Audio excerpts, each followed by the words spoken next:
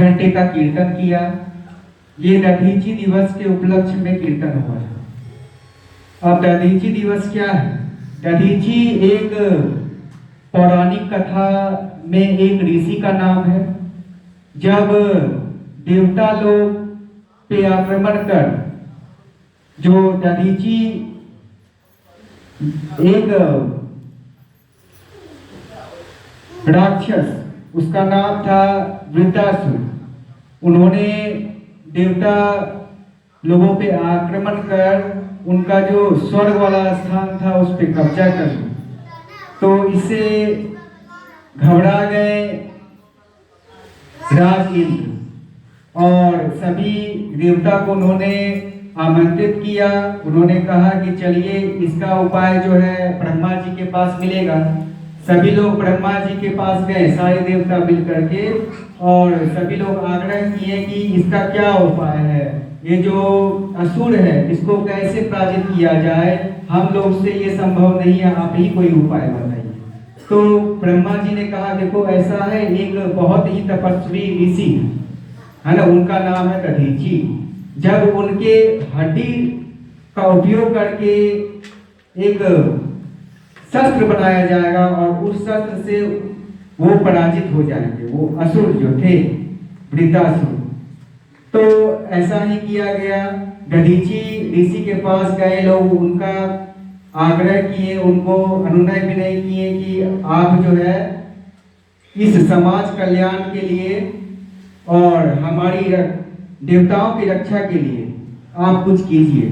तो उन्होंने समाज के कल्याण के लिए, वो ऐसे ऋषि थे, इतने तपस्वी थे कि साधना कर करके हाड़ मांस सब सूख गया, सिर्फ हड्डी ही हड्डी दिखाई दे रहा।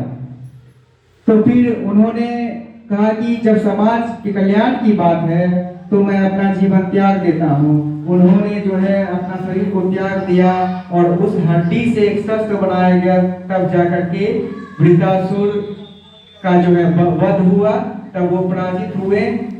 तो इसी दधीची का नाम बाबा कहते हैं कि जब ईसाई मिशनरी के लोग अपने धर्म के लिए मर मिटते हैं तो वो लोग उसको कहते हैं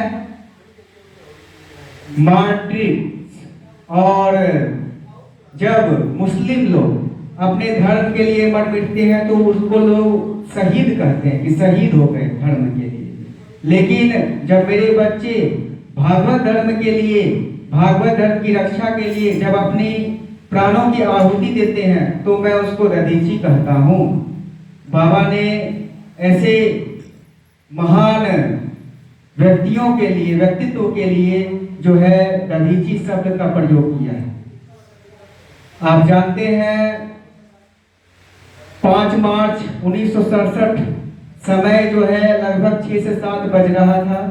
कुछ गुंडे कम्युनिस्ट पार्टी के लोग आनंद नगर में बाबा थे, बाबा को शारीरिक रूप से मारने के लिए कुछ गुंडे एकत्रित होकर के वहां पे अटैक कर दिए। तो परमपिता बाबा की रक्षा के लिए कुछ सन्यासी ने और कुछ जो सन्यासी बनने वाले थे,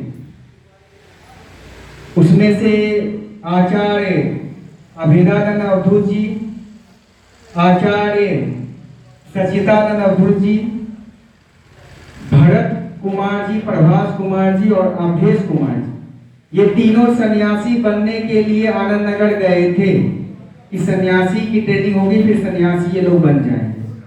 लेकिन परमपिता बाबा तो कुछ और चाहते थे।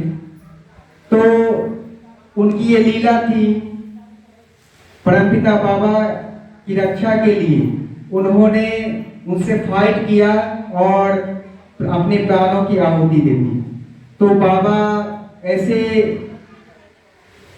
जो भागवत धर्म की रक्षा के लिए अपनी प्राण की आहुति दिए हैं, इनको दधीची कहते हैं। फिर उसके बाद 17 सन्यासियों की हत्या हो गई विजय सेतु पुल में, कोलकाता में। सुबह 6 बजे सभी लोग आनंद नगर जा रहे थे। रास्ते में कुछ गुंडे कम्युनिस्ट पार्टी के रोक करके हथियार के साथ जो है सब पर आघात कर दिया और 17 सन्यासियों की हत्या करके उनको जला दिया गया। फिर जो है जब बाबा को जेल दे दिया गया था और बाबा के साथ जो इनजस्टिस हो रहा था, इसके विरोध में कुछ सन्यासियों ने आत्मदाह किया, 6 सन्यासी सन्यासिनियों ने, तो उनको भी दधीची कहा जाता है। तो आप सोच सकते हैं कि भक्ति की वह प्रकाष्ठा जिसमें मनुष्य पहुंच करके अपने प्राण की आहुति अपने गुरुदेव के लिए दे देते हैं, उनको कोई पीड़ा नहीं, कोई कष्ट नहीं। भक्ति एक ऐसा चीज है जब उसमें लोग चले जाते हैं, भक्ति की प्रकाष्ठा पे पहुंच जाते हैं, तो फिर उनको सिर्फ परमात्मा ही दिखता है। तो भागवत धर्म के लिए जो भी लोग बाबा कहते हैं, अपने प्राण की आहुति देते हैं, उनको मैं मोक्ष प्रदान करता हूं। तो ऐसे महान व्यक्तित्व को हम लोगों ने आज 6 घंटा कीर्तन करके साथ साथ उपवास 12 घंटा का करके उनको श्रद्धांजलि देने के रूप में हम लोग ये कार्यक्रम किए हैं। और आप जानते हैं कि हम लोग भी दधीची बन सकते हैं और हम लोग ये भी कह सकते हैं, हम लोगों ने जैसे कष्ट सह करके उपवास कर करके 6 घंटे का जो कीर्तन किया है, ये भी जो है दधीची बनने का एक मार्ग है। अगर मनुष्य पूर्णतः समर्पण कर दे परमात्मा को और निडर होकर के उनका काम करे और ये सोचे कि मैं जो कुछ भी करूंगा बस उनके लिए ही करूंगा, तो फिर ऐसे व्यक्ति बाद में दधीची ही बन जाते हैं। हेलो, तो ये जो दिन है, ये आनंद मार्ग के इतिहास का एक बहुत बड़ा दिन है। हम सभी मार्गियों को चाहिए कि हम लोग ऐसे सन्यासी सन्यासिनी जो अपने जीवन को, अपने प्राण को भक्ति की आग में झुलस करके अमर हो गए हैं, उनको श्रद्धांजलि देने के लिए फास्ट अवश्य करें।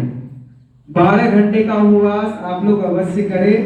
अगर नहीं कर पाते हैं, कुछ ऐसे लोग हैं जो नहीं कर पाते हैं फास्ट, तो उनको पानी लेकर के, कुछ बीमार व्यक्ति हैं तो फल लेकर के करना ही चाहिए। तो अगर हम लोग इस तरह से अगर श्रद्धांजलि देने के रूप में उनको, अगर उनके लिए हम कुछ करेंगे, तो हम लोग जो है धीरे धीरे जो है अपने अंदर भक्ति